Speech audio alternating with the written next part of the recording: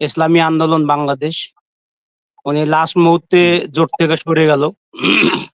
উনি লোভে পড়ছিল, ওনাকে আমার পরিভাষায় বলবো আমি, উনি আব্দুল্লাহ বিন উবাইয়ের মতো আচরণ করছেন।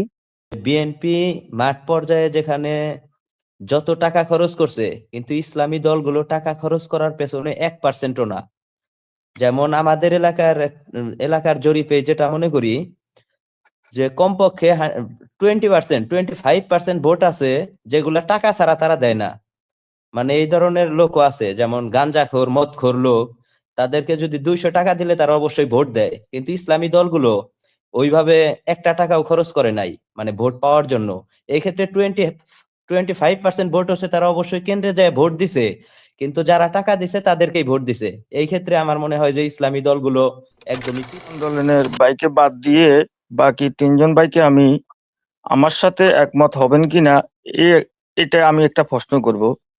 সেটা হলো, ইসলামী আন্দোলন জামাত ইসলাম থেকে বাইর হয়ে গেছে, এটা এক বিন্দু পরিমাণও জামাত ইসলামের কোনো ক্ষতি হয়েছে এই ধরনের কোনো ভূমিকা আমাদের কাছে লাগে নাই। আর দ্বিতীয় কথা হলো, বিএনপি 3টা পথ বাছি নিছে তারা ভোটে জিতার জন্য। একটা পথ হলো তারা আওয়ামী লীগের সাথে আতাত করছে আওয়ামী লীগের ভোটগুলা টানার জন্য। দ্বিতীয় হলো তারা অনেক টাকা খরচা করছে এবং তাদের যে ক্যাডার বাহিনী আছে ওদেরকে লালাই দিছে যে মাঠ দখলে রাখার জন্য। আর সর্বশেষ যেটা হয়েছে সেটা হলো প্রশাসনকে তারা ব্যবহার করছে রাত্রে ভোট যে আপনার এই কাগজ কলমে জালিয়াতি করার জন্য। তো এখানে দেখা গেছে আমাদের এখানে যে নির্বাচন হয়েছে, এখানে 6000 ভোটের মতো ভোট মানে আপনার বিভিন্ন ইয়েতে পৌঁছে গেছে। আর ইসলামী আন্দোলনের মাত্র 5000 ভোট পাইছে। তো এখানে দেখা গেল উনি এই আসনের মধ্যে গ্রেড 1-এর মধ্যে রাখছে। 143টা আসনের মধ্যে ওনার গ্রেড এখানেও 1-এ ছিল, কিন্তু দেখা গেছে কি নির্বাচনের পরে ওনার এখানে মাত্র ভোট পাইছে 5000। তো এখানে জামাত ইসলামের উপরে কোনো প্রভাব পড়ছে ইসলামী আন্দোলনের ভোট নিয়ে, এটা ভাবার কোনো সুযোগ আমরা দেখি না। আসসালামু আলাইকুম, ধন্যবাদ মনির ভাইকে আমাকে সংযুক্ত করার জন্য। আমার প্রশ্ন শামীম ভাইয়ের কাছে। আমার প্রশ্ন, বাংলাদেশ ইসলামী আন্দোলনের পরাজয় বা ইসলামী দলগুলোর পরাজয়ের অন্যতম কারণ মনে করি এইটা যে বিএনপি মাঠ পর্যায়ে যেখানে যত টাকা খরচ করছে, কিন্তু ইসলামী দলগুলো টাকা খরচ করার পেছনে 1%ও না। যেমন আমাদের এলাকার জরিপে যেটা মনে করি যে কমপক্ষে 20%, 25% ভোট আছে যেগুলা টাকা ছাড়া তারা দেয় না। মানে এই ধরনের লোকও আছে, যেমন গাঞ্জাখোর, মদখোর লোক, তাদেরকে যদি 200 টাকা দিলে তারা অবশ্যই ভোট দেয়। কিন্তু ইসলামী দলগুলো ওইভাবে একটা টাকাও খরচ করে নাই মানে ভোট পাওয়ার জন্য। এই ক্ষেত্রে 25% ভোট হচ্ছে, তারা অবশ্যই কেন্দ্রে যায় ভোট দিছে, কিন্তু যারা টাকা দিছে তাদেরকেই ভোট দিছে। এই ক্ষেত্রে আমার মনে হয় যে ইসলামী দলগুলো একদমই পিছিয়ে আছে। জি, সম্মানিত অতিথিবৃন্দ, সবাইকে সালাম, আসসালামু আলাইকুম। মুফতি রহমানী ভাইয়ের কাছে আমার প্রশ্ন, আপনাদের মতো যে বিদগ্ধ জ্ঞানী আলেম যদি আগামীতে, বিশেষ করে যেমন ডক্টর এনায়েতুল্লাহ আব্বাসী, ডক্টর মিজানুর রহমান আজহারী এবং আরো অন্যান্য ব্যক্তি, আপনারা কি আগামীতে ভূমিকা পালন করবেন ইসলামী দলগুলোকে ক্ষমতায় নেওয়ার জন্য? আপনারা ভূমিকা নিলে অবশ্যই ইসলামী দলগুলো আগে যাবে। আশা করি রহমানী ভাই আগামীতে কোনো পদক্ষেপ নিবে। আপনারা শুনতে পাচ্ছি, বলেন। জি, আসসালামু আলাইকুম রহমতুল্লাহ, সবাইকে মোবারকবাদ জানাচ্ছি। আমার আসলে ব্যক্তিগত প্রশ্ন নেই, তবে কিছু ওপিনিয়ন আছে।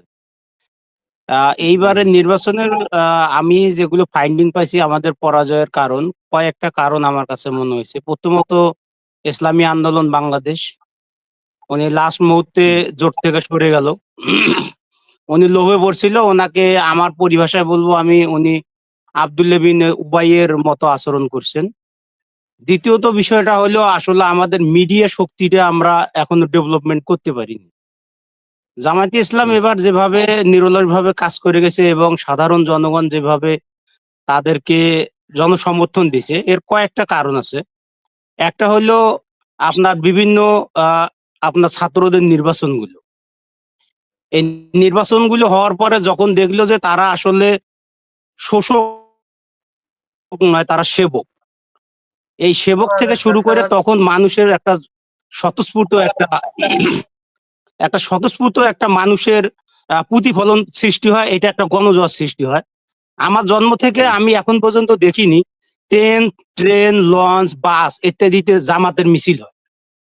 তো সেই দিক থেকে জামাত প্রায় 53টা আসনে আমরা অলরেডি দেখছি যে তারা এগিয়ে ছিল, এগুলো ভোট ইঞ্জিনিয়ারিং করা হয়েছে।